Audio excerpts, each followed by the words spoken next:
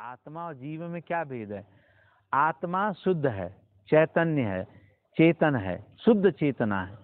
लेकिन संसार का जिस पे अक्स पड़ जाता है, छाया पड़ने लगती है, जो संसार को अपना मानने लगता है, मैं सांसारिक हूँ, वो जीवात्मा हो जाती है। और संसार हट जाए तो परमात्मा हो जाता है, आत्मा हो जाती है। तो जो हमारे देवी देवता हैं ना, जैसे ब्रह्मा जी हैं, भगवान विष्णु हैं और शिव महाराज हैं, जब तक ये सांसारिक काम करते हैं तब तक हम इनको ईश्वर मानते हैं। अर्थात ये ब्रह्मांडीय आत्मा है, पूरे ब्रह्मांड की आत्मा है। हम आप छोटी आत्मा है। भगवान शिव जो है ना ईश्वर हैं, लेकिन वो भी जीव भाव को प्राप्त होते हैं, क्योंकि वो कर्म कर रहे हैं, ब्रह्मा भी कर्म कर रहे हैं, इसीलिए इनका प्रलय भी होता है ना। सृष्टि जब अंत होती है तो ब्रह्मा जो है ना, शिव ब्रह्मा में समा जाते हैं और ब्रह्मा और शिव दोनों मिलकर विष्णु में समा जाते हैं। और विष्णु भी जब घोर निद्रा में चले जाते हैं तो वो जो है ना परम ब्रह्म में चले जाते हैं, फिर उसमें से प्रकट हो जाते हैं, फिर सृष्टि हो जाती है। और इसका उदाहरण आप रोज जानते हैं। रोज आप सोती हैं तब आप जो है प्रलय में चली जाती हैं, ना आपका शरीर रहता, ना आपको अपना नाम याद रहता, ना कितना पैसा बैंक में है वो याद रहता, न परिवार में ही याद रहता कि मेरे कितने बच्चे, कुछ याद नहीं रहता। तो जब कुछ याद नहीं रहता तो उस समय उस रूप का याद करो जब आपके साथ मन नहीं है, तो आप निराकार रूप हैं।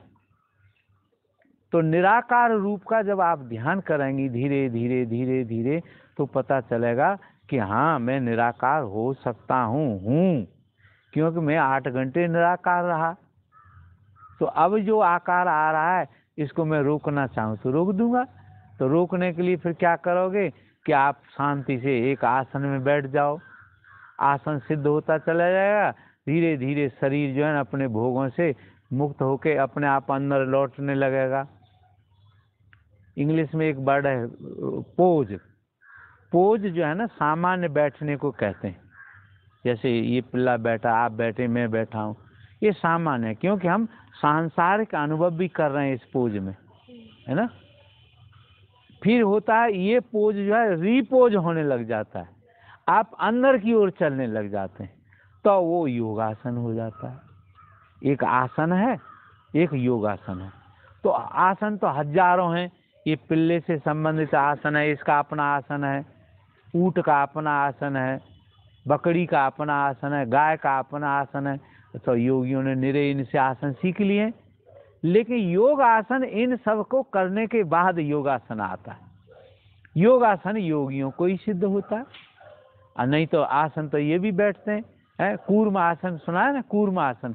अब कछुआ जिस आसन में बैठता है वो तो आसन ही है, लेकिन आसन जो है वो संसार की स्थिति का नाम है। आप जब तक चित्त और शरीर से संसार में स्थित हैं वो आपका आसन है। लेकिन योगासन में आप जो है ना अंदर की ओर चले जाते हैं, तो उसको हम रीपोज कहते हैं अंग्रेजी में, और हिंदी में आसन और योगासन, ऐसा अंतर समझ लो। तो जो तुम फिजिकल एक्सरसाइज रोज करते हो ये आसन है, इनको हम योगासन नहीं कहते। योगासन तो तब होगा जब आप शांत भाव से पद्मासन में, सिद्धासन में एक स्थिर भाव से बैठे रहोगे, जिसमें न शरीर हिलेगा, न आपका प्राण चलेगा, न मन हिलेगा, जिब्या हिले न मन चले हैं। ऐसा जब हो जाएगा तब आप जो है ना सिद्धासन या योगासन में प्राप्त हो जाएंगे, और योगासन से ही समाधि आ जाएगी। ये जो हम एक्सरसाइज करते हैं ये तो शरीर को फ्लेक्सिबल करने के लिए, क्यों, इनका भी उद्देश्य है कि मैं आराम से बैठ सकूं।